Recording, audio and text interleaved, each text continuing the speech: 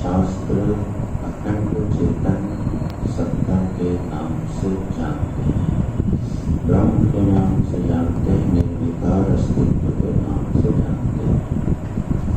एक निर्विकार ज्ञानात्मक अस्तित्व और एक जड़ात्मक हमारे ज्ञान का विषय, ये दो उपलब्धियां हैं। तो एक को प्रकृति कह दिया जाता है और एक को पुरुष कह दिया जाता है, एक को चेतन कह दिया जाता है, एक को जड़ कह दिया जाता है। तो अव्यक्त से लेकर और यह पूरा जो हमारा शरीर हमको प्राप्त है या पावर पर्यंत यह जड़ की संज्ञा को प्राप्त होता है। जड़ की संज्ञा इसको इसलिए प्राप्त है क्योंकि इसको चेतन के सन्निधि के बिना अपने होने का बोध नहीं होता है। यह जड़ वस्तु तब तक प्रकाशित नहीं होती, तब तक ज्ञान का विषय नहीं बनती है, जब तक वह चेतन से अधिष्ठित होकर अपने को उपलब्ध न कराए।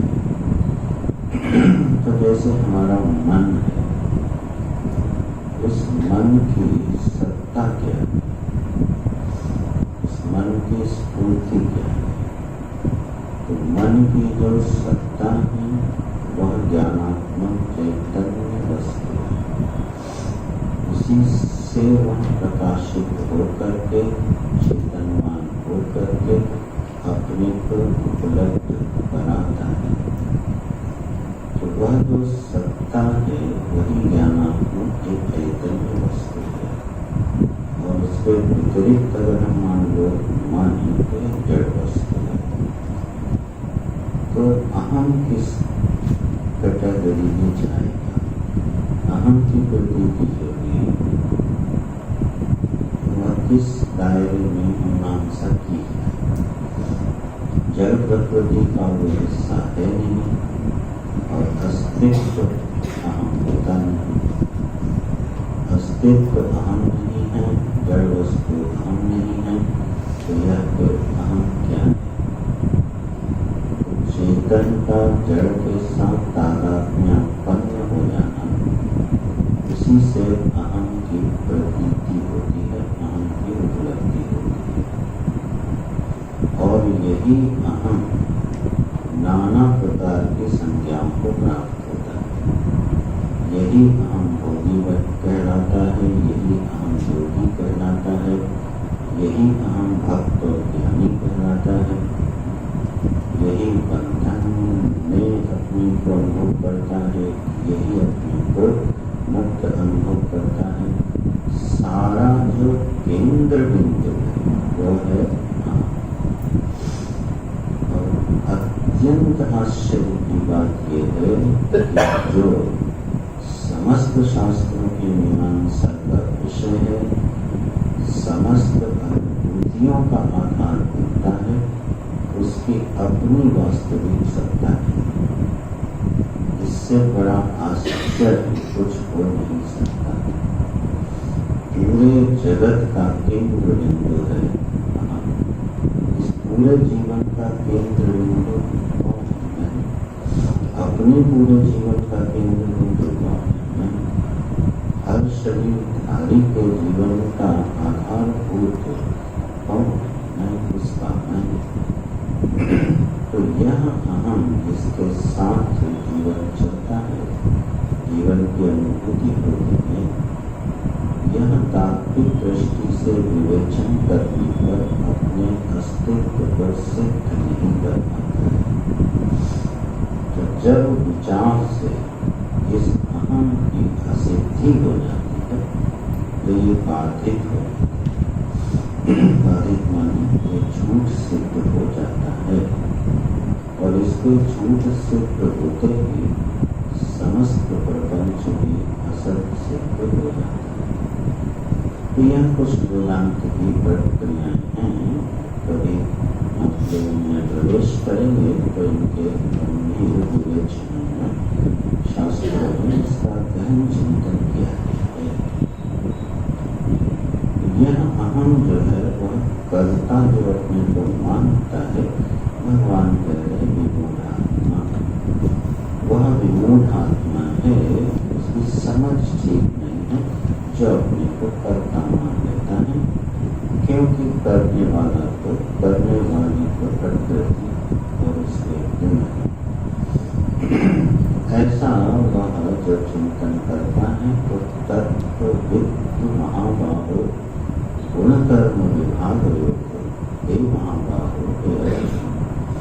जो तत्वविद हो जाता है, तत्व को जानने वाला हो जाता है। इस तत्व को गुण कर्म विभाग, गुण और कर्म का जो विभाग है उसको जो तत्वता जानने वाला हो जाता है, अर्जुन वह व्यवहार करते हुए, वर्तन करते हुए इस ज्ञान से संपन्न होने के कारण इससे आसक्त भी होता है और एक तरह से कर्म के बंधन से वो छूट जाता है। इस ज्ञान से वह एक आसक्त नहीं होता है। गुण और कर्म के विभाग को जो तत्वता जानता है, प्रातःकाल में देखा था गुण शब्द जो है यहाँ कार्य करण संघात को यहाँ गुण कहा जा रहा है। स्थूल और सूक्ष्म शरीर को गुण कहा जा रहा है। तो यह जो त्रिगुण है, यह त्रिगुण जब स्थूल भाव को प्राप्त होते हैं, अभिव्यक्ति भाव को प्राप्त होते हैं, तो वह उनके कार्य संगत करते हैं। थोड़ी सी जब सिद्धांत की बात करके आगे बढ़ते हैं। जो एक कारण होता है, एक कार्य होता है। प्रायः सृष्टि में हम देखते हैं कि हर वस्तु कारण भी होती है और कार्य होता है। वही फिर कारण बन जाती है, इसके अन्य कार्य। तो इसका आरंभ और अंत बिंदु क्या है? तो कार्य जो है अंततो गत्वा पंचभूतात्मक होकर रुक जाता है और कारण जो है वह अव्यक्त में पहुंचते ही होता है। तो अव्यक्त से लेकर पंचभूत के बीच में ये कारण कार्य परंपरा चलती है। अव्यक्त का जो अधिष्ठान है वह स्वतः सिद्ध वस्तु है, वो न किसी का कारण है और न किसी का कार्य है, वो स्वयं है। और कार्य कोटि में पंचभूत जो है वह अंतिम कार्य माने गए हैं। फिर पंचभूतों से किसी कार्य का प्राकट्य नहीं होता। उस दिन का अगर किंचित स्मरण हो गए, थोड़ा सा याद आ रहा है कि घट जो है वह कार्य नहीं है, कुछ याद आ रहा है। फिर से दोहरा, देखो बहुत बार दोहराना पड़ जाए, इसमें कोई दोष नहीं। बहुत बार जो भी चिंतन होता है तब बुद्धि में आरोप होता है। घट जो है वह कार्य संज्ञा नहीं है।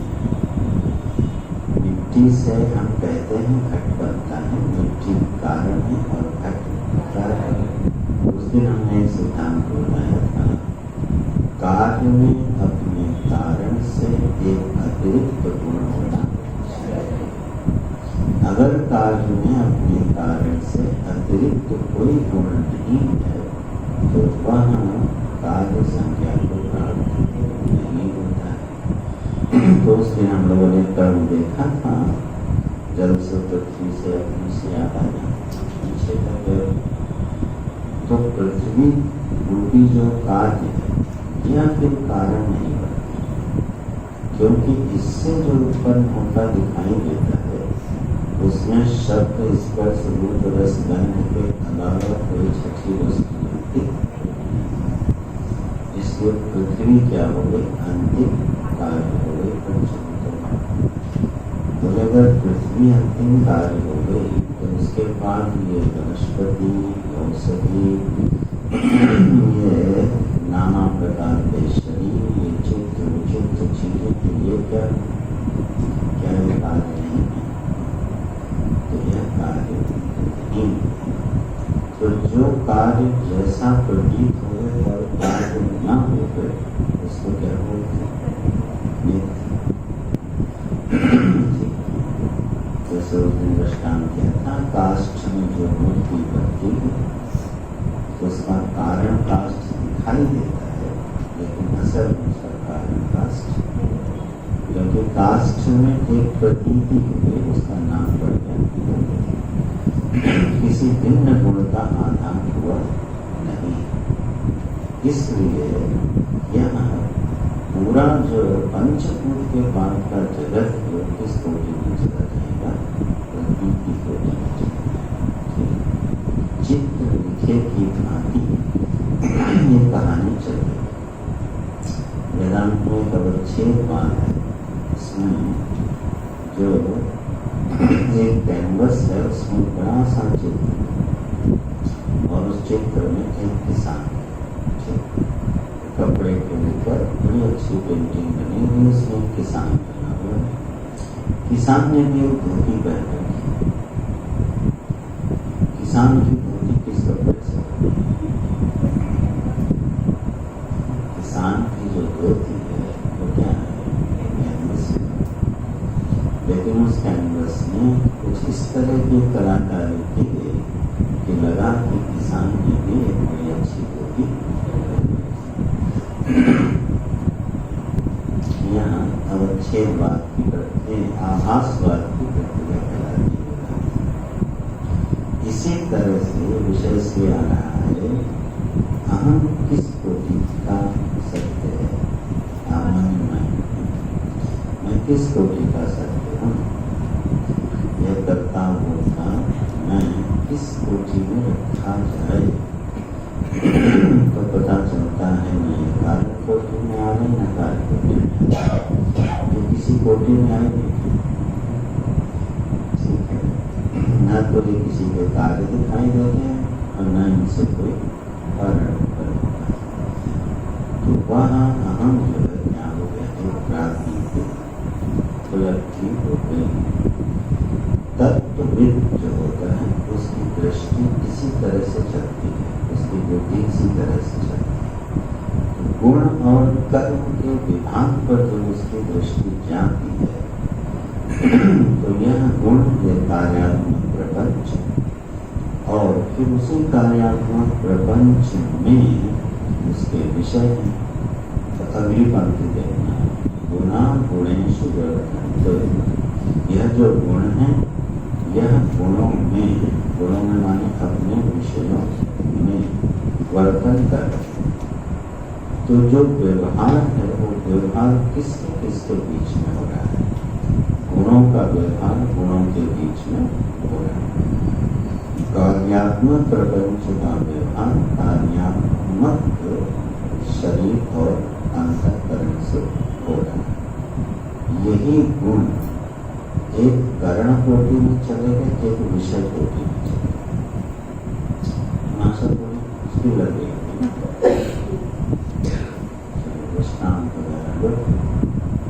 एक करण कोटि में चले गए और एक विषय कोटि में चले गए। जैसे ये नेत्र है, तो नेत्र जो इंद्रिय है ये किस कोटि में है? करण कोटि। करण बोलते हैं ये ज्ञान का साधन। तो नेत्र इंद्रिय करण कोटि में चला गया और नेत्र से दिखने वाला जो रूप है वो उसका विषय कोटि में चला गया। जो विषय है वो भी गुण है और जो करण है वो भी गुण है। तो व्यवहार किसके बीच में हो रहा है? गुण और गुण के बीच में। जब ऐसी दृष्टि आती है कि पूरा व्यवहार गुण से गुण के बीच में हो रहा है, तो अहम कहाँ चले गए? अहम क्या कर रहा है? मैं उसमें इस पूरे जो घटना चक्र चल रहा है उसमें मेरी क्या स्थिति है? गुण है और गुणों में अपना व्यवहार कर रहे हैं। मैं क्या कर रहा हूँ? अगर तुम कुछ नहीं कर रहे हो तुम्हें उपद्रव काटेगा, सारा उपद्रव तुम्हें काटेगा। और जो चीज सहज में चल रही उसके बीच में टांग गिरा के खड़े हो जाते। इसलिए जो अहंकारी व्यक्ति होता है लौकिक में वो हर जगह अपनी टांग रखता है।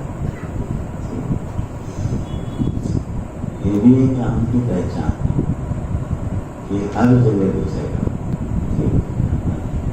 जिस विषय का ज्ञान भी नहीं उसमें भी सलाह देगा। हर जगह वो अपनी क्या बताएगा, पहचान। तो अहम का एक पहचान ये है कि जब वो अपने को हर स्थान पर क्या करना चाहे, प्रकट करना चाहे, अपने अस्तित्व को उपलब्ध कराना चाहे, यह भी अहम का एक लक्षण बनता है। तो जो गंभीर लोग होते हैं, जो विचारवान लोग होते हैं, थोड़े जो ज्ञानवान लोग होते हैं, वह इसमें जरा सावधान है, क्योंकि वह फिर अनावश्यक अपने अहम को उपलब्ध कराने का प्रयास नहीं करते। और ज्ञानी की दृष्टि तो और भी मजेदार बनाती है, और भी दृष्टियाँ देते बनाती है। वो देखता है ये गुण गुण में बरत रहे हैं, मेरी इसमें कोई भूमिका दिखाई दे। जब मेरी कोई भूमिका नहीं है तो मेरा उसमें कोई अधिकार नहीं। जब मेरा कोई अधिकार नहीं है तो मेरी उसकी कोई नीति और आसक्ति नहीं। तो इति मत्वा न सच्चते, ये ज्ञान का भगवान फल क्या होता है कि वह व्यक्ति फिर आसक्त नहीं होता है। बड़े लौकिक से कुछ दृष्टांत हैं, सस्ते सस्ते दृष्टांत होते हैं, शास्त्रीय इतने नहीं होते। हम जैसे मोटर है, अब मोटर चली जा रही है, ठीक है ना, अब सारा काम कार्यकरण संघात रूपी मोटर कर रही है, ठीक है, और उस पर मोटर का मालिक बैठा हुआ क्या कर रहा है, उससे दादाज्ञापन को उलझा पड़ा है। मोटर के किसी पार्ट से उसका कुछ लेना देना, वह मोटर के किसी भी अवयव का सीधा हिस्सा नहीं। पूरी मोटर जो है उसके किसी भी अवयव का, मोटर का मालिक कोई हिस्सा उसका हो नहीं है, केवल चौधरी बना बैठा है। तो ये अहम क्या होते हैं, चौधरी बन के बैठते। कहाँ चौधरी बन जाते हैं, बोले जिस मोटर पे बैठे उसी पे चौधरी। यहाँ तक तो ठीक है, दूसरे की मोटर पे भी चौधरी बनते हैं। तो ये अहम का क्या स्वभाव होता है, सबको अपने नियंत्रण में रखना। माने अपनी मोटर के तो हम मालिक नहीं हैं, अब हम दूसरे की भी मोटर के मालिक हो जाए। अब इसकी पास कोई सीमा ही नहीं है, तो वो विस्तार करता जाता है। हमारा विषय ये है कि भगवान किस बिंदु पर दृष्टि डाल रहे हैं, जो गुण और कर्म के विभाग को जानता है, ये भी एक प्रक्रिया है। तो गुण और कर्म, ये हम दो शब्द बिल्कुल समझ रहे हैं। जो गुण है वो व्यक्त प्रपंच है, ठीक है, और उसमें जो विषय है वो भी गुणात्मक है, और उन्हीं के बीच में जो व्यवहार हो रहा है उसी को कर्म की संज्ञा पड़ती है। इसको दूर से देखने वाला, इसको ठीक से समझने वाला इसके साथ आसक्त नहीं होता है। तो वर्तन तो होता है लेकिन आसक्त नहीं होता। अहम पर बहुत तरीके से शास्त्रों में विचार किया गया है कि ये मैं महाराज कौन है। रमन महर्षि की तो एक ही साधना थी, मैं कौन। जब परम पूज्य गंगानंद महाराज जी उनके पास गए तो वो मन में एक शास्त्रीय प्रश्न बना के गए। क्या प्रश्न बनाए थे, बोले मैं उनसे पूछूंगा अविद्या का आश्रय कौन, अज्ञान का आश्रय। अगर वो कहेंगे अज्ञान का आश्रय ज्ञान है तो ज्ञान जो है कभी अज्ञान का आश्रय हो नहीं सकता, और अज्ञान का आश्रय नहीं हो सकता क्योंकि वहाँ स्वास्थ्य दोष होगा। तो वो अपने मन में इस तरह का विचार करते हैं और फिर गए और ये पूछा अज्ञान का आश्रय कौन है। तो उन्होंने ये प्रश्न कौन पूछे, उन्होंने कहा मैं। सीधा सा उत्तर, अज्ञान की अनुभूति किसको होती है, अब जिसको अज्ञान की अनुभूति हो रही है वही अज्ञान का हास्य सीधा सा उत्तर है कि महाराज दंडवत हो गए हैं। ब्रह्मनिष्ठों की जो दृष्टि होती है वो बड़ी अद्भुत होती है। तो उनसे तो जो भी कोई प्रश्न पूछता था अक्सर ही बोलते, अच्छा गहरी नींद में तुम कौन थे, सुषुप्ति में तुम कौन थे? बोले सुषुप्ति में तुम जैसे थे अभी भी तुम वैसे ही। गहरी नींद में जो हमारा स्वरूप था जागृत में भी तो वैसे। तो इतना समझ कर उस बात का नहीं हाथ बताया। तुम आत्माओं के चिंतन करने का अपना तरीका होता है। परंतु शरणानंद महाराज इस पर कैसे दृष्टि डालते हैं, बोलते कि हूँ को है मैं बदल दूँ। एक कहते हैं हूँ और एक है। जो हूँ को है मैं बदल तो बात बन जाएगी, क्योंकि हूँ लगता है हम के साथ और है लगता है अस्तित्व के साथ। तो मैं ये हूँ, वो ऐसा हूँ, ऐसा हूँ, ये कर रहा हूँ, वो कर रहा हूँ, ये करूँगा, ये सब हूँ के साथ जोड़ रहे हैं कि नहीं? बोले भैया ये हूँ जो है वो है भी प्रतीत होता है। बस ये हूँ जो है की इसकी प्रतीति हो रही है, उस है पर दृष्टि चली गई तो हूँ जो है वो बदलता नहीं, जो बाधित हो जाता है, विसर्जित हो जाता है। तो इसे बहुत सारे तरीके संतों ने, आचार्यों ने, शास्त्रों ने भिन्न भिन्न प्रक्रियाओं में बताए हैं कि इस अहम पर कैसे चिंतन करना चाहिए और इस पर कैसे दृष्टि करनी चाहिए। यहाँ भगवान गुण और कर्म का विभाग लेकर बताते हैं, क्योंकि प्रसंग कर्म का बिल्कुल प्रसंगानुसार एक दृष्टि लगवाते हैं। अर्जुन ये जो व्यवहार है ना, जिसको देख के तुम कितने परेशान हो रहे हो, व्यवहार इस दृष्टि से देखोगे तो किसी भी व्यवहार के साथ तुम आसक्त नहीं हो नहीं सकते। ये एक जीवन की वास्तविकता है, यही सहज ज्ञान है। जो असंगता है ना, वह असंगता हमारा स्वभाव है। तब इस पर ध्यान देना, ये असंगता हमारा स्वभाव कैसे? जैसे अग्नि का स्वभाव उष्ण है, जल का स्वभाव शीतल है, वैसे हमारा स्वभाव क्या है? असंग। अगर हमारा स्वभाव असंग नहीं होता तो जीवन स्थिर होता।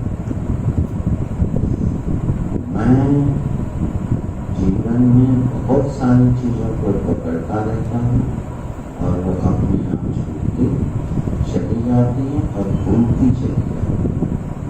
तो अहम ने कुछ पकड़ा क्या?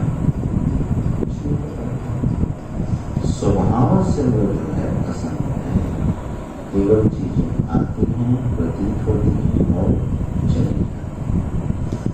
दो प्रकार की असंगताओं का वर्णन शास्त्र में है, एक आकाशवत असंगता और एक वायु असंगता। दोनों का वर्णन भगवान ने गीता में किया है आगे के अध्याय। वायु की असंगता यह है कि वो जिस वाटिका से गुजरती है उसकी गंध को ग्रहण कर लेती है, थोड़ा आगे जाती है छोड़ देती है और फिर से निर्गंध हो जाती है। जहाँ से गुजरती है वहाँ के गंध को ग्रहण करती है और छोड़ती जाती है।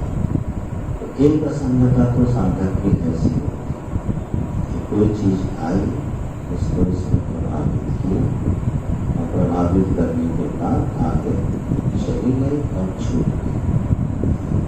ये भी अगर अभ्यास हो तो बहुत अच्छा, क्योंकि फिर कोई चीज ऐसी नहीं है जो हमको बिल्कुल अपने चंगुल में जकड़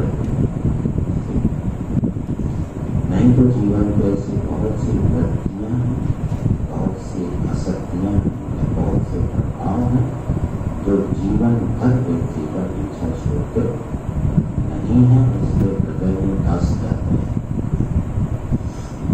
तो अगर वायुवत असंगता है तो वो भी तत्काल की होगी,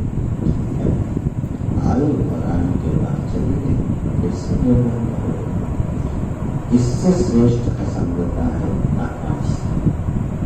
उसकी असंगता क्या है? उसकी असंगता है कि वो कभी संगवान होता है, कभी किसी काल में भी आकाश किसी भी पंचभूत के साथ संगवान होता है। उसके गुणों को किंचित भी धारण नहीं करता। यह जो शाश्वत असंगता है, इसी का नाम निर्द्वंद्व जीवन। जिसकी बुद्धि अभ्यास करके भगवत कृपा से आकाशवत अपनी शाश्वत असंगता को छू लेती है, उसके जीवन में निर्द्वंद्वता है। क्योंकि आकाश कभी चीज से संगवान होता ही नहीं है। दूसरी विशेषता क्या है आकाश? सब होता आकाश में है। अवकाश सबको कौन देता है? आकाश। चारों के चारों महाभूत आकाश में ही होते हैं, लेकिन आकाश को छू नहीं पाते। यह सारा कार्यकरण संहार अहम के सहित कभी देखो कहाँ है तो पता चलेगा चिदाकाश में ही यह पूरा का पूरा प्रपंच, पूरी की पूरी अनुभूति उपस्थित होती है। लेकिन वह कभी इसके साथ संगवान होता है। ऐसी जिसका अभ्यास दृढ़ हो गया हो, ऐसी जिसकी समझ दृढ़ हो गई हो अर्जुन, उसके लिए व्यवहार करना बहुत आसान हो जाता है। देखना घुमा के कहाँ जाएंगे, प्रसंग कर्म का है, प्रधानता से अध्याय उसके लिए आसान हो जाता है। कर्म करना आसान असंग हो जाता है और फिर उसको कर्म का बोझ नहीं लेता, धीरे से उतर पड़ता है। बीच में एक सलाह दे देते हैं, प्रकृते गुण समूहा सज्जनते गुण कर्मसु।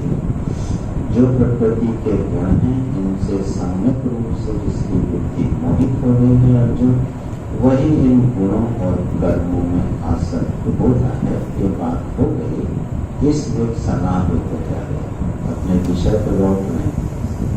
ये भी देखना चाहिए कि भगवान कैसे उस विषय को उठा रहे और फिर कैसे उस विषय में फिर से प्रवेश कर रहे। बोले तान अकृत्स्म विद, यहाँ शब्द क्या है?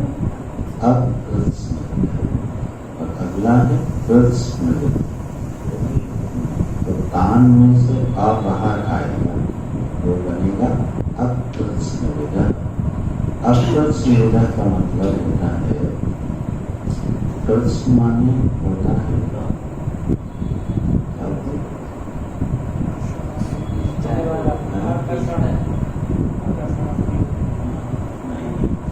वो कृष्ण, कृष्ण माने का संपूर्ण।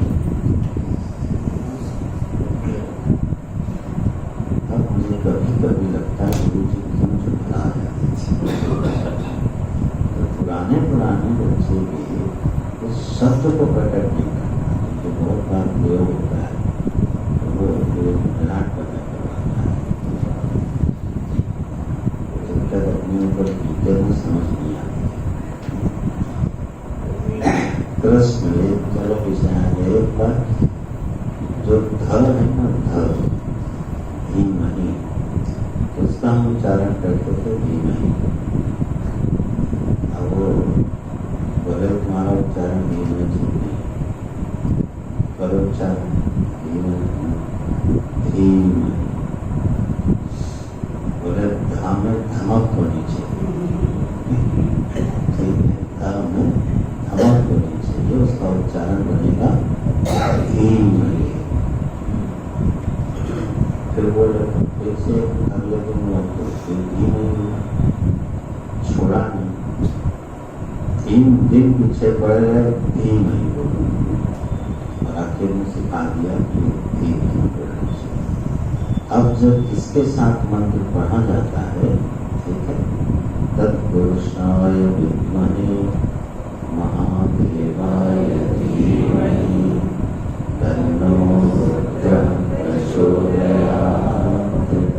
शुद्ध उच्चारण का जो आनंद होता है और शब्द की जो अपनी शक्ति है वो किस तरह मंत्र में प्रभावी हो। ये ध को सिखाने के लिए 3 दिन है और आज तक के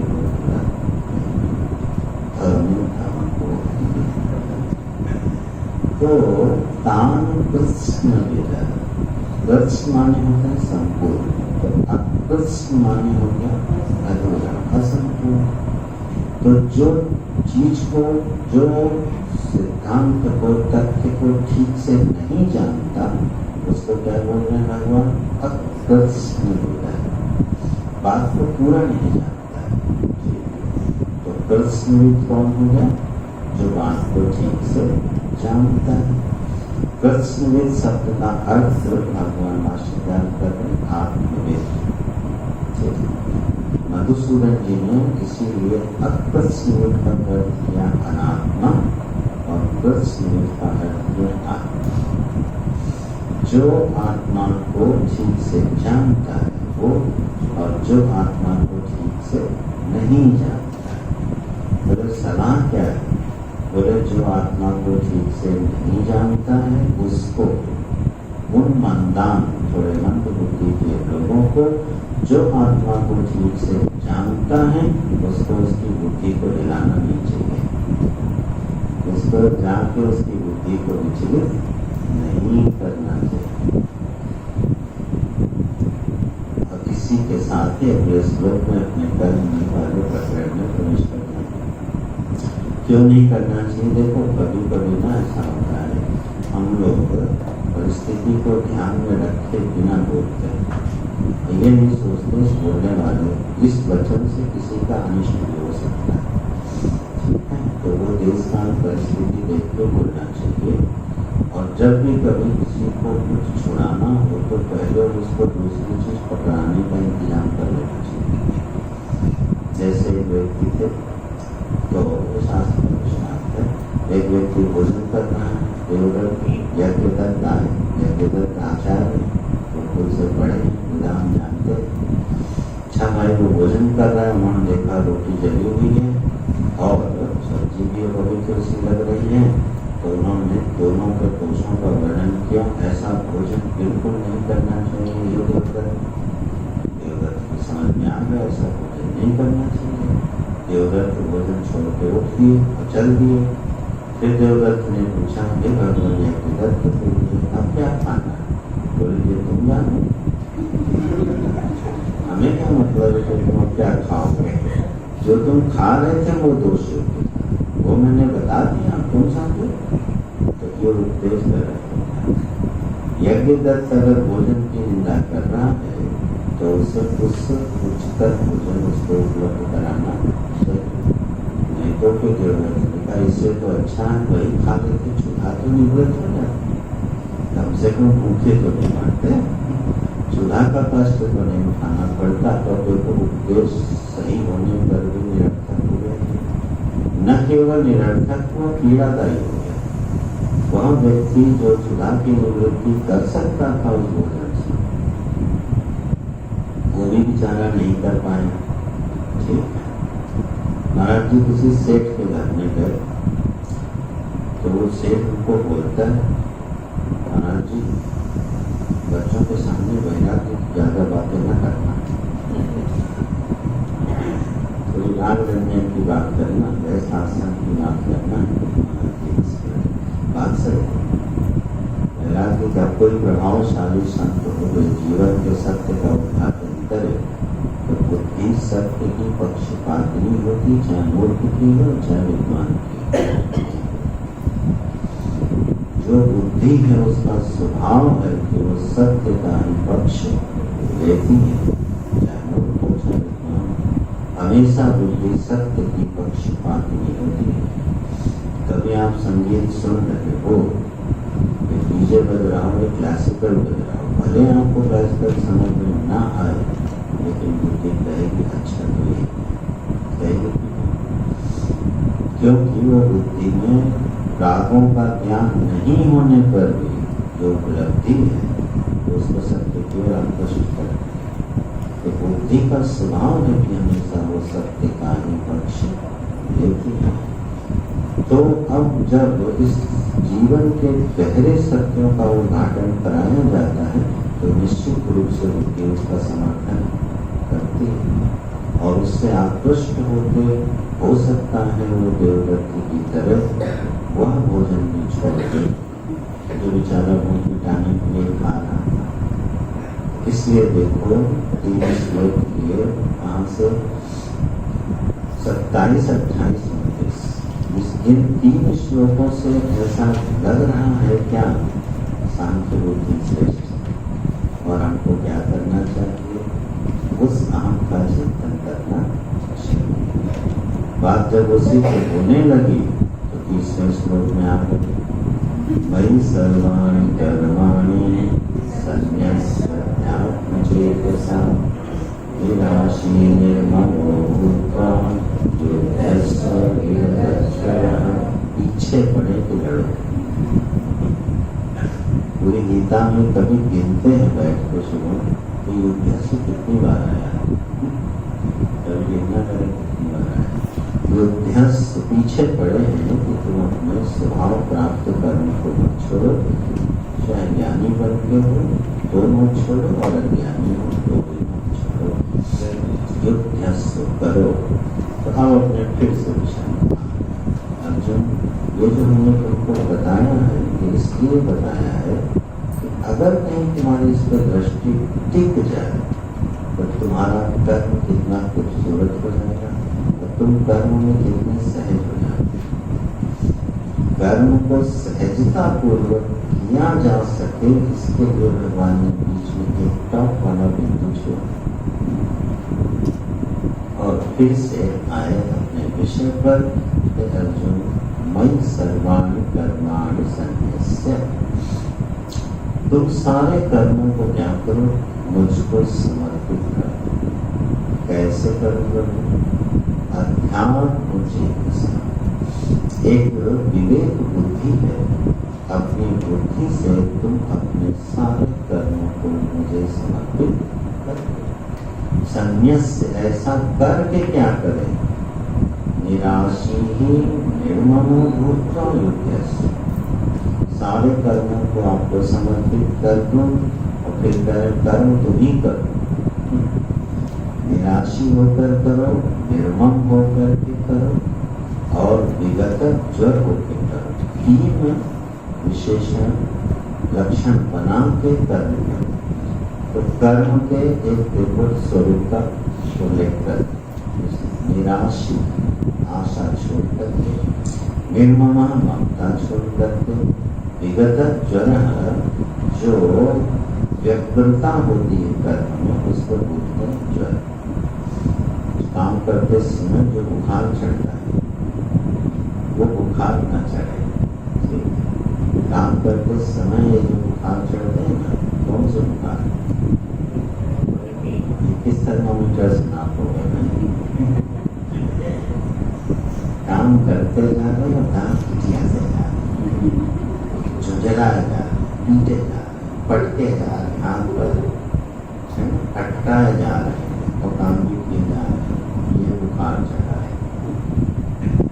बहुत तरह के बुखार होते हैं, ये बिल्कुल स्पष्ट दिखाई देता है। काम तो कर रहा है आदमी लेकिन बिल्कुल भाषण बोलते फौंकी आया जरा सी छूटो तो फट पड़ेगा तो वो ये बुखार चढ़ा हुआ है उसको। किसी को विषाद का बुखार चढ़ जाता है, बिल्कुल हमेशा जैसे को पहुंचे बाहर जब भी काम करने बिल्कुल थके हारे निराश क्यों भाई दुखी क्यों कुछ जीवन का बोझ बुखार चढ़े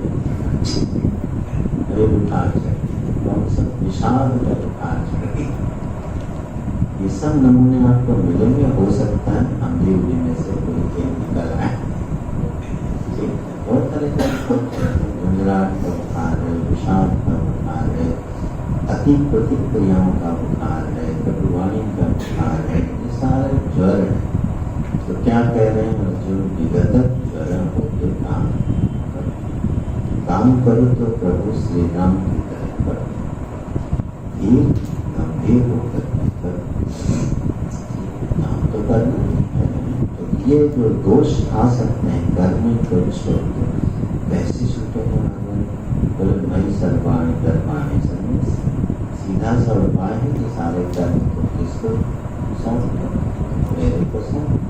कैसे सौंपो? बोले ध्यान, थोड़ी अकल लगाओ। काम अकल का ये गीता में और किसी चीज का नहीं, शकल का काम नहीं है, नकल का नहीं, अकल का ही काम है। मुझे गीता अकल ही ठीक करे। बोले थोड़ी अकल लगाओ, थोड़ी बुद्धि लगाओ, विचार करो। क्या भाष्यकार कहते हैं? अहम करता, मान लिया कि मैं करता हूँ, उसका निषेध नहीं किया, ज्ञान का प्रसंग नहीं है। अहम करता, मैं करता हूँ। ठीक, कैसे करता हूँ? ईश्वर आए, प्रत्यवर्त करो, ये दिखाने मैं ईश्वर के लिए उनका प्रत्य माने करना होगा। अच्छी भाषा में बोलो तो सेवक, सेवक की तरह मुझ ईश्वर के लिए तुम भक्त की तरह काम करो। ऐसी बुद्धि से जब तुम काम करोगे तो जो तुम्हारा ये दोष है कर्म का, ये छूट जाएगा। तीन बातें करने के लिए बोली, निराशी होके, निर्मम होके और सारे कर्मों को मुझे संन्यास कर दो। तो ईश्वर भक्तवत करोगे का अर्थ क्या है? कोई व्यक्ति इसको जीना चाहे तो कैसे जिएगा? कि मैं पहले तो ये संबंध सिद्ध हो गया, क्या मैं ईश्वर का क्या हूँ? सेवक। ये संबंध सिद्ध हुए बिना सर्वाणी कर्माणि सन्न्यास होने वाले नहीं। सेवक के साथ एक बड़ी सुविधा होती है। जो सेवक होता है उसको कर्म के फल का सीधा सीधा प्रभाव नहीं पड़ता। होता है कि जैसे मान लो वो बड़ी फैक्ट्री है और उसका एक मैनेजर है और वह मैनेजर दिन रात उस फैक्ट्री के उत्थान के लिए काम कर रहा है, लेकिन वो मैनेजर कंपनी वाले मालिक का सेवक है। मेहनत वही कर रहा है, काम वही कर रहा है, लगन से कर रहा है, ईमानदारी से कर रहा है। लेकिन अगर फैक्ट्री में जबरदस्त घाटा हो गया तो उसका प्रभाव सबसे ज्यादा किस पर पड़ेगा? वो तो भ्रष्टाचार, उसके ऊपर उसका प्रभाव। तो कर्म की सफलता और कर्म की असफलता का प्रभाव सेवक पर नहीं पड़ता। किस पर पड़ता है? स्वामी पे पड़ता है। तो सेवक से अगर कोई अपराध हो भी जाए तो वह कई बार स्वामी को ही उसका दंड भोगना पड़ता है। जय विजय ने शंकादि को रोक दिया, ठीक है ना? तो अब उनका उद्धार करने के लिए 4 बार उद्धार करना। तो सेवक होकर काम करने का एक बहुत बड़ा सुख है कि कर्म की सफलता और असफलता सीधे हमको प्रभावित नहीं करती। तो ईश्वर का मन सेवक उनके लिए कर्म कर रहा हूँ, यह बुद्धि सिद्ध हो जाए तो अर्जुन थोड़ी बात बन सकती है। इस पर बहुत सारे दृष्टांत देख लेना, इतिहास पुराण को देख लेना, उससे आधार मिल जाता है कि ये भी संभव किया जा सकता है। ठीक है, जैसे भरत जी राज्य कर रहे हैं, कैसे कर रहे हैं? वह सारे दायित्वों को संभालते हुए भी उसकी सिद्धि असिद्धि से निर्विकार है। तो ये बड़ा मीठा संबंध है, लेकिन ये सिद्ध तभी होगा जब पहले सेवक होने की अनुभूति हो जाए। परमात्मा का मैं सेवक हूँ, इसको कैसे सिद्ध करो कि उनका सेवक हूँ? पहले स्वामी बन के देखें, और जब थक जाए तो सेवक अपने आप बन जाए। नहीं करते हैं। पहले हर काम के स्वामी बनते देखें, करता हम दृश्य मैं करता हूँ, इसको देखो करके दिखाता हूँ। और जब सफलता मान के सीधा करते तब बोलना अच्छा है, बात बन नहीं रही।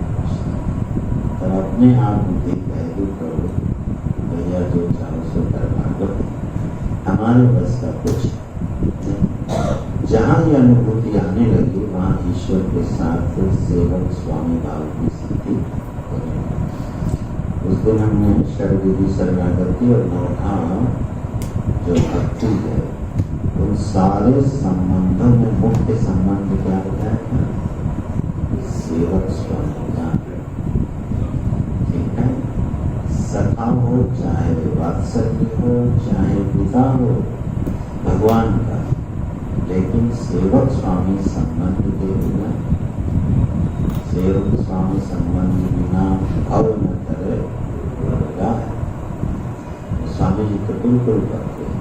भगवान के साथ जो भी जीव का संबंध बनेगा उसमें प्रधानता किसकी रहेगी? सेवक और आप मेरे बोले पिता होने पर भी, बोले हाँ पिता होने पर, पिता होने पर भी ठीक है यह संबंध बना रहेगा कि मैं इनका दास ही हूँ। अगर ये भाव बिगड़ गया तो मामला बिगड़ गया। ये भाव नंद बाबा में कभी नहीं था। भगवान ने अपना इतना ऐश्वर्य दिखा दिया कि वो पिता होते हुए भी सेवक ही बने रहे। भगवान के ऐश्वर्य का जो प्रभाव दिखता है जीव पर, तो अपने आप सेवक हो जाता है।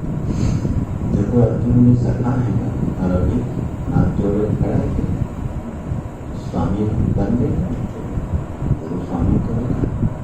कोई भी संबंध आप विचार करके देखो ना, जिसने सेवक स्वामी संबंध छोड़ा उसका उद्धार नहीं। दशरथ जी का नहीं, दशरथ जी ने संबंध छोड़ दिया क्योंकि उन्होंने वरदान ही ये मांगा था कि मैं आपके यथार्थ को भूल जाऊं, सिर्फ आप मेरे पुत्र बने रहना। और मैंने कभी याद ना किया भगवान, जो दशा हो गई होने पर ये कहना इतना उनको कष्ट उठाना पड़ गया। तो यह जो संबंध है ईश्वर का, जो मौलिक संबंध है जीव और ईश्वर का, उसके बीच में अन्य सभी प्रीति संबंधों के साथ सेवक स्वामी संबंध का विस्मरण नहीं होता। न उद्धव जी को हुआ, न गोपियों को हुआ, ना प्रहलाद जी को हुआ, ना अर्जुन जी को हुआ, ना यशोदा जी को हुआ, ना सूरदास को हुआ, जिन्होंने बालक कृष्ण की आराधना करी है। तो ईश्वर जो है मेरा सेवक है, ये मैं ईश्वर का सेवक हूँ, ये जो है पहले ये आगे तब जीवन में दूसरी चीज घटेगी। प्रत्येक नाम का सेवक और काम करना, इतने से इतनी बुद्धि से जीवन में बड़े परिवर्तन होते हैं। कर्म के संबंध में बड़े परिवर्तन होते हैं। जो मुख्य चीज चली जाएगी वह विगत ज्वरा, बुखार नहीं चढ़ेगा, क्योंकि बुखार हमेशा स्वामी को ही चढ़ता है, सेवक को ये सारे बुखार नहीं चढ़ते। बड़ा काम होता नहीं तो बुखार गाय को चढ़ेगा और उसको पक्का मालूम है कि जब मैं स्वामी ही नहीं हूँ तो बरबरा के क्या करूँगा, उसको कोई मतलब नहीं। तो विगत ज्वरा, उसके पहले दोष निराशी, तुम क्या हो जाओ? निराशी हो जाओ। निराशी माने होता है निर्वधान आशी त्यक्त आशी, जो जीवन में से आशाएं हैं उनको छोड़ दो। अगर लौकिक अर्थों में समझे हैं तो फिर अनर्थ है।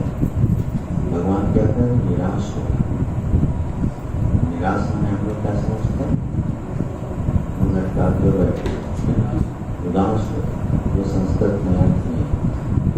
निराश शब्द का अर्थ होता है उसकी जो गलत जगह से उसने आशा लगा रखी थी वो खत्म कर दी और सही जगह से अपनी आशा को उसको निराशी हो। गलत जगह गलत स्थान पर से उसने आशा हटा दी।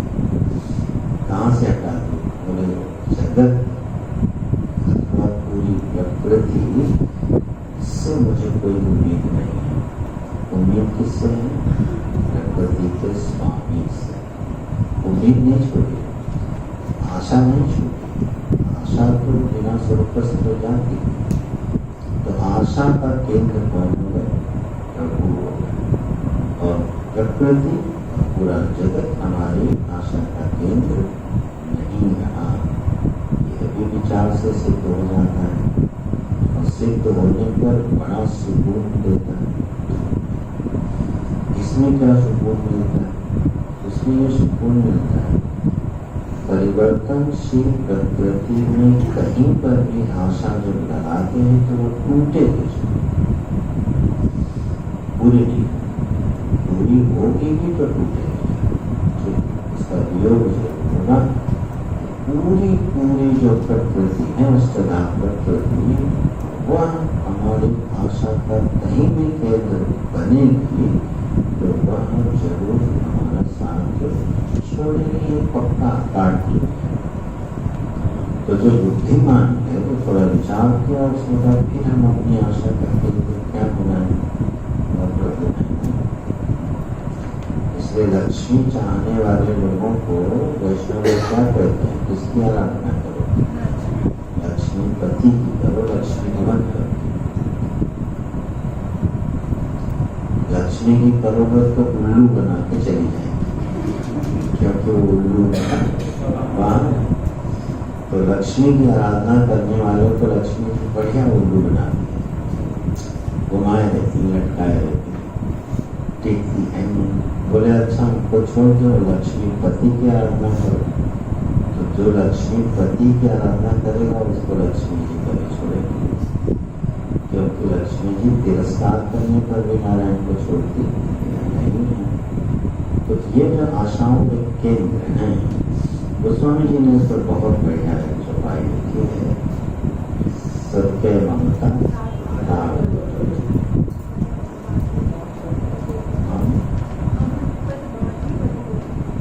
एग्जैक्टली सदशा बताओ।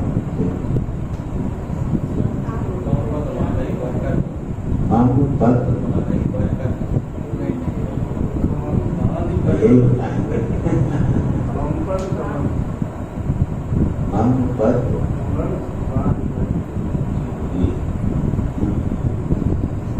इसमें एक शब्द आने है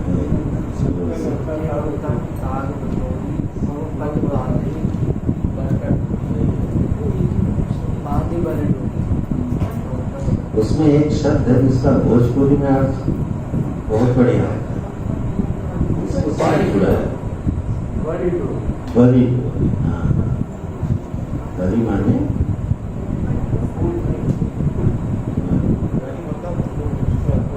बटके, हाँ बढ़ते हैं, अस्सी को बढ़ते हैं तो मजबूत बना दो। तो कहने का वहाँ तात्पर्य तो था, बड़ा सुंदर बात है वो स्वामी जी की, कि आशा के 1000 केंद्रों को क्या करो, हटाओ और उसकी एक रस्सी बनाओ और रस्सी बना के कहाँ बांध दो? प्रभु के चरणों में। तो बात भ्रत करोगी की सिद्ध हो जाए। तो जब अनगिनत जगह आशा के केंद्र होते हैं तो व्यक्ति और एक दृष्टांत, व्यक्ति कठपुतली होता है। उमादार जोशित की नहीं सभी वो कठपुतली हो जाता है। कठपुतली का ये काम है कि उसके छत तक आगे देखे और वो फिर टक टक करते और देखते इसका बड़ा विस्तार करते तो सुने भी होते हैं। कठपुतली बड़ा मजेदार काम उसके साथ होता है। एक आदमी पीछे बैठा 75 किलो से भागी, अब जिधर चाहता है उसको नचाता रहता है। जो जहाँ घूम नहीं माना चाहिए। तो कठपुतली ने क्या किया, बहुत जगह से अपने को बांध दिया। इसी तरह से जब मनुष्य जीव बहुत जगह से अपनी आशाओं के केंद्र बांध देता है तो कोई न कोई उसको नचाता रहता है, कठपुतली की तरह नाचता है। यही है उमा दारू जोशी की जोशी दारू जोशी कठपुतली। तो कहना क्या चाहती, तो तात्पर्य है वो यह है कि क्या इस बात की कोई संभावना जो है ईश्वर की जो अनुभूति है, ईश्वर के साथ जो संबंधानुभूति है, तो महापुरुषों की यही है कि हम उनके सेवक बन सकते हैं अगर हम अपनी आशाओं के केंद्र एक जगह बांधते हैं। अर्थ, धर्म, काम और मोक्ष चारों पुरुषार्थों की सिद्धि के लिए कौन हमारे बुद्धि में केंद्र बना रहे हैं? चाहे धर्म की सिद्धि करनी हो, चाहे अर्थ की, चाहे काम की और चाहे मोक्ष की। चारों पुरुषार्थों की सिद्धि का जब साधन कर हो जाए, आश्रय कर एक हो जाता है तो ये बात बन जाती है। नहीं तो फिर थोड़ा सा मुश्किल होती है जीवन में। तो निराशी ही और निर्ममा, फिर उसके बाद ममता। अभी सब एक दूसरे से जुड़े हुए शब्द हैं। जहाँ आशा होगी उसके पीछे पीछे क्या जाएगी? जहाँ आशा टूटेगी वहाँ ममता टूटेगी। कारण संबंध है इनके बीच। जहाँ से आशा बंधी होने लगी थोड़ी थोड़ी वहाँ ममता राग, और जहाँ से टूटने लगी वहाँ से ममता खत्म। किसी भी संबंध से या द्रव्य से सारी आशा खत्म हो जाए, उससे कोई ममता नहीं रहेगी। सारी आशाओं की समाप्ति के बाद वो ममता का केंद्र नहीं रहता। लेकिन पलट के देखना, सारी आशाओं का केंद्र प्रभु में होने पर ममता उनसे बढ़ जाए। ये अध्यात्म का विज्ञान, क्योंकि वहां से आशा टूटती है। इसलिए भगवान से फिर भक्त की ममता क्या होती? निरंतर बढ़ती है। क्योंकि हर आशा उसको मालूम है कि ऐसे पूरी होने तो उसकी ममता बढ़ती। ममता बढ़ने का नाम ही है भक्ति बढ़ना, प्रेम बढ़ना। तो निराशी है निर्मयों। अब ये दो चीजें अगर गुण और कर्म में हमारी छूट जाती हैं और भ्रष्टवत कर्म जीवन में होता है तो अर्जुन अब तुम युद्धस्य करो विगत जरा, तब विगत संताप विगत शोक संयत। संताप छोड़ के और शोक छोड़ के अब तुम कर्म करो। कौन सा कर्म? घोर युद्ध कर्म। घोर भगवान उसको बार बार अघोर बोल रहे हैं। हम लोग अघोरी को अपवित्र समझते हैं। अघोरी जो है पवित्र व्यक्ति को बोला जाता है। इसमें घोरत तो नहीं है, वो अघोर है। भगवान शिव कैसे है? अघोर, ठीक। और घोर भी अघोर घोर करे यो नमः, घोर स्वरूप भी उनका है और अघोर स्वरूप भी उन्हीं का है। तो यह विगत संताप, यह व्यक्ति के जीवन में से संताप चला जाता। जीवन में थोड़ा बहुत जो प्रतिदिन के अभ्यास में जोड़ना है, कहीं से थोड़ा सा सूत्र पकड़ लेना चाहिए। जब कर्म करते समय मन बहुत उद्विग्न होने लगे, ठीक, तो ये श्लोक पढ़े। तो 4 बार पाठ ही कर लेना तो देखोगे आधा जल शांत हो जाएगा। महिमा है भगवान के शास्त्र की, भगवान के वचन अभी समझ लो और फिर उसको धारण कर लेगा। जब भी कभी किसी कर्म में उद्विग्नता, बेचैनी हो, संताप हो, कर्म इसको ज्ञान करो कि भगवान ने क्या कहा था, विगत ज्वर, सारे ज्वरों से हट के काम करो। जो आतुरता है, बेचैनी है, वो सब खत्म हो जाती है। ये बड़ी बड़ी उपलब्धियां हैं जीवन की, छोटी उपलब्धियां नहीं है, बहुत बड़ी बड़ी उपलब्धियां हैं जीवन की। कोई व्यक्ति हर अनुकूल और प्रतिकूल परिस्थितियों में संताप रहित होकर के प्रतिक्रिया करता जाए तो बड़ी उपलब्धि है। संताप शून्य होकर के अपने कर्म को करता जाए। इसलिए हे अर्जुन, मयि सर्वाणि कर्माणि सन्न्यस्य अध्यात्मचेतसा, ये आएगा विवेक बुद्धि से, कठोरता से ढूंढा जा सकता है। 108 माला जपने से बुद्धि नहीं है।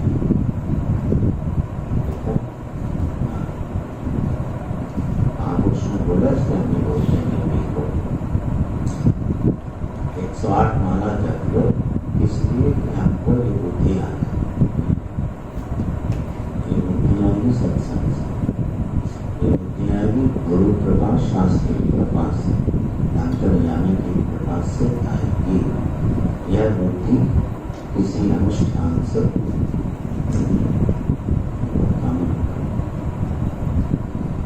महाराज जी तो बड़ा ठोके बोलते थे, तुम्हारे मन में राग द्वेष है, तुम 24 पूरा चरण गायत्री में कर लो, राग द्वेष खत्म नहीं है।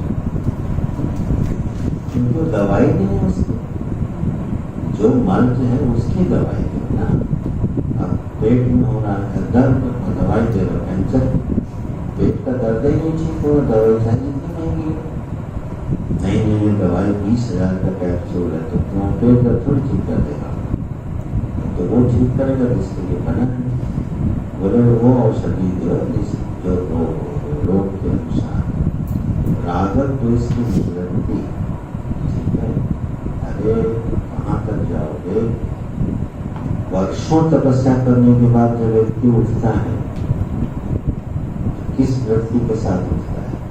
जिस वृत्ति के साथ तपस्या प्रवेश किया। दूर कहाँ जाओगे? ध्रुव जी में, ध्रुव जी के साथ क्या होगा? पिता के मर्मांतक वचन उनके हृदय में प्रविष्ट है। उत्तम पद की आकांक्षा सुमन तक, दीर्घ तक ज्ञान वो बड़ा इष्ट तक किया, उन्होंने भगवान को प्रसन्न किया। और भगवान के प्रसन्न होने के बाद भी उनको पद की ही आकांक्षा देखी।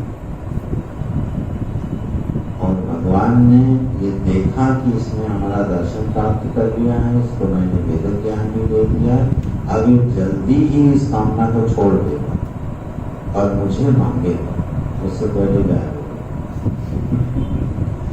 इसीलिए ध्रुव जी जब लौटे हैं तो कितनी ग्लानि से लौटे हैं कि मोक्ष देने वाले परमात्मा से, भक्ति देने वाले परमात्मा से मैंने क्या मांग लिया? पद मांग लिया। इतनी तपस्या के बाद, फलीभूत होने के बाद भी जब लौटे, उसी वृत्ति के साथ कालांतर में वृत्ति शुद्ध ही उनके बाद। तो आप देखो वो वृत्ति तो नहीं देगी, किसी के प्रति मन में द्वेष हो जाए। 10 वर्ष तपस्या करके उठोगे, उसके लिए द्वेष सामने आएगा। द्वेष मिटाने की दवाई क्या है? सर्वात्म भाव। सर्वात्म भाव से द्वेष मिटता है। हमको सब ऐसे लगने लगे जैसे मेरे आत्मा ही, तब जाके द्वेष मिटेगा। नहीं तो द्वेष वाला, तो द्वेष मिटाने की दवाई है विराट भाव की उपासना, सर्वात्म भाव की उपासना, ठीक है। पूरे जगत को ईश्वर को स्वरूप समझना, तदनुसार बुद्धि धारण करना, उससे राग द्वेष मिटेगा, किसी क्रिया अनुष्ठान से नहीं मिलता है। तो इसलिए यह जो साधन है वो वही चुनना चाहिए जो हमारी बीमारी हो। जब कभी भी कर्म में संताप चढ़े, दुखी हो, विषाद हो और मन झुंझ रहे, उस समय विगत ज्वर आ जाना चाहिए। व्रत तो व्रत करोगे, तो नहीं तो क्या नौकर तो हमसे जो करवा, बस ये विचार आते बुद्धि शांत। ऐसे हे अर्जुन तुम युद्ध करो। यहाँ मई शब्द का भी जब अर्थ देखो, मई के लिए भगवान कहते हैं मई वासुदेव परमेश्वरे सर्वज्ञ सर्वात्मने।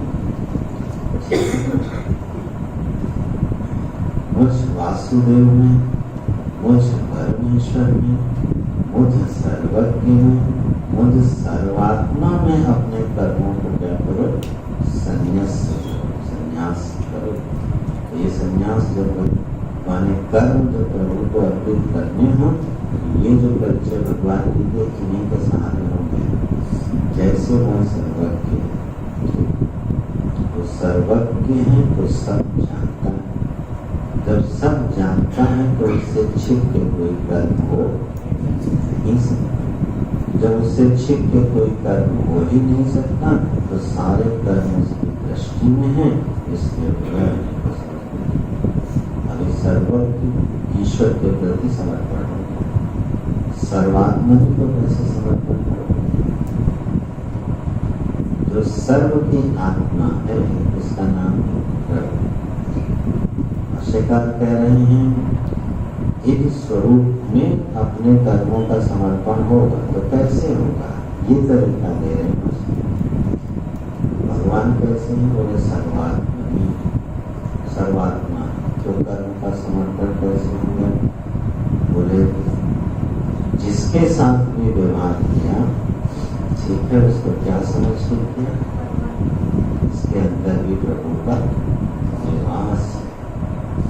तो दंड भी दिया तो ये सोच के दिया इसका कल्याण हो गया, क्योंकि इसके अंदर प्रभु का हित की भावना से जीना, ये सर्वकर्माणि सन्न्यस्य होगी। जब हमारे हृदय में सर्वहित की भावना विहार करने लगती है, तब समझना सर्वाणि कर्माणि सन्न्यस्य घटने लगती। तो सर्वात्मा परमात्मा है, तो यह पूरा विराट हमारे लिए सिद्ध हो गया। अब अपनी उपाधि के अनुसार उसी हित भावना को धारण करते हुए इस विराट की सेवा रूपी कर्म को व्रतवत करना, ये भी समर्पण। ये है प्रभु के चरणों में अपने कर्मों का निवेदन। इस तरह से भगवान को अपने कर्म समर्पित किए जाते हैं। समस्त प्राणियों का हित सोचते हैं। इसका एक बहुत मंगल में परिणाम जीवन में होगा अगर हम लोग अभ्यास करें। बड़े दो मंगल में परिणाम होते हैं शक्ति से।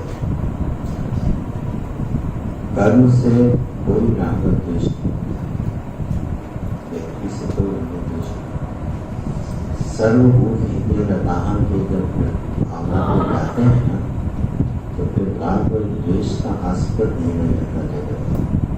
राग द्वेष नाम की भयानक बीमारी से छूट जाती है। सबसे जटिल वायरस है, इसका इलाज जल्दी मिलता है। पूरा जगत इस वायरस से ग्रस्त है, राग और उससे ये छुड़ा देता है। क्या? सर्वात्मनि परमात्मनि। जब हम ये थोड़ी भी दृष्टि बना ले जाए कि मैं इसके हित के लिए कर्म करता हूँ, तो एक तो मंगल में परिणाम ये निकलता है, और दूसरा मंगल में परिणाम जनतो क्या निकलता है, आप जगत के लिए बड़े कीमती और प्रेमी हो जाते हैं। दोनों व्यवहारिक फल हैं। के फल तो बहुत असंगता में चले जाते हैं, लेकिन व्यावहारिक फल एक बड़ा सुंदर निकलता है कि वह व्यक्ति सभी का प्रेमी हो जाता है। जब उससे जल्दी कोई द्वेष कर बड़ा कीमती आदमी हो जाता है। इसलिए भगवान का भक्त जो है वो बड़ा कीमती हो जाता है धरती पे। वसुंधरा भी उसको धारण करके पुष्पित होती। पृथ्वी देवी भी ऐसे भक्त को धारण करती हैं तो पुलकित हो जाती है कि आज मेरे ऊपर कोई ध्यान कर रहा है। जैसे भगवान जब आते हैं तो उनके स्वागत के लिए पृथ्वी तैयार हो जाती है, प्रफुल्लित हो जाती है। ऐसे भक्त को धारण करके पृथ्वी देवी प्रफुल्लित हो जाती है।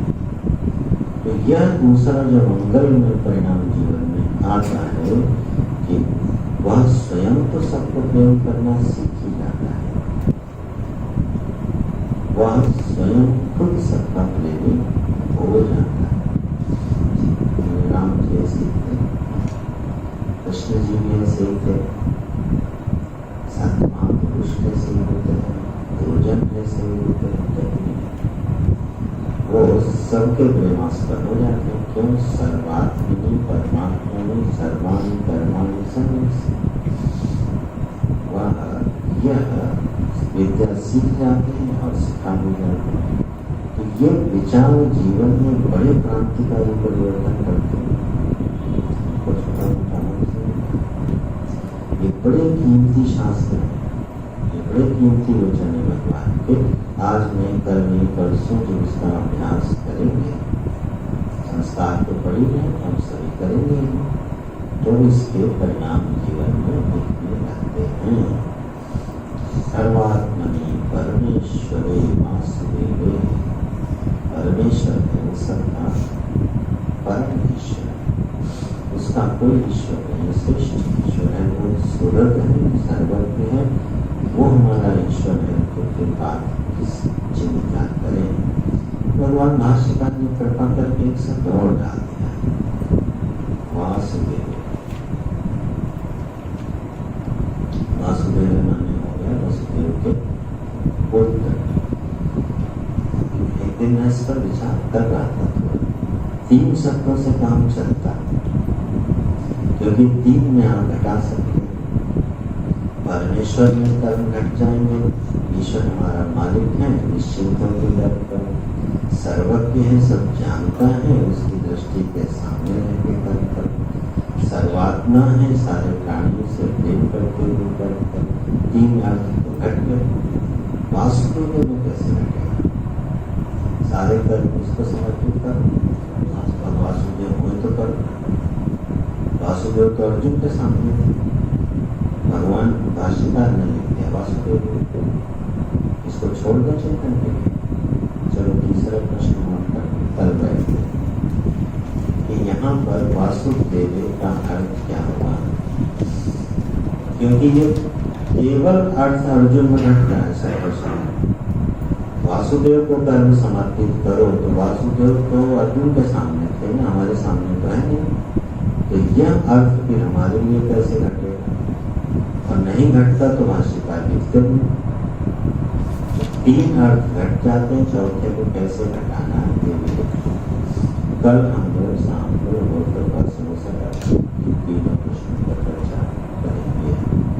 अच्छा, तो ये हो गया, श्लोक को पूरा जरा धारण कर लो। मई, जहाँ मई बोला जाए, परमेश्वरे सर्वज्ञ सर्वात्मनि मयि परमात्मा। अच्छा विवास जो ना बोलो समझ के बोले, परमेश्वरे सर्वज्ञ सर्वात्मनि मयि परमात्मा ईश्वरे सर्वाणि कर्माणि सन्न्यस्य। सारे कर्म या ध्यान छोड़ दो, अध्यात्म चिकित्सा थोड़ी डूबी लगाओ, तो निराशी परिणाम है। फिर आशा और ममता का केंद्र भी वही हो जाएगा जिसके लिए कर्म छोड़े जाए। जितना होके अर्जुन अब तुम जो है बिना संताप के युद्ध करो, ठीक है। अब आ जाओ अपने फॉर्म में, उठाओ गांधी और अपने शौर्य के साथ युद्ध करो। विषाद रूपी बुखार को फेंको। यहाँ अर्जुन को कौन सा बुखार चढ़ा? विषाद रूपी बुखार चढ़ा। अर्जुन के अंदर व्यग्रता रूपी बुखार कभी नहीं रहा, व्यग्रता रूपी बुखार कभी नहीं रहा। द्रोणाचार्य ने जब एक आंख दिया था तो अर्जुन ने तो जीता था, जब गुरुकुल में विद्या पढ़ रहे थे तो एक चिड़िया लगाई और कहा इसकी आँख का भेदन करो। तो सबसे पूछा कि तुमको क्या दिख रहा है? तो भीम ने कहा पूरा पेड़ दिख रहा है, पेड़ में शाखाएं दिख रही हैं, शाखा में वो चिड़िया बैठी है, तो चिड़िया में आँख बैठी। क्रम से अंत में जब अर्जुन आए तो अर्जुन से पूछा तुम्हें क्या दिख रहा है? तो बोले हमें सिवाय चिड़िया की आँख के कुछ नहीं दिख रहा। तुम श्रेष्ठ धर्मधारी हो गए क्योंकि तुम्हें लक्ष्य के अलावा कुछ नहीं। तो अर्जुन ने दूसरे गुफा पर चढ़ते ही इस युद्ध में उसको विषाद नाम का गुफा चढ़ गया। उसी का इलाज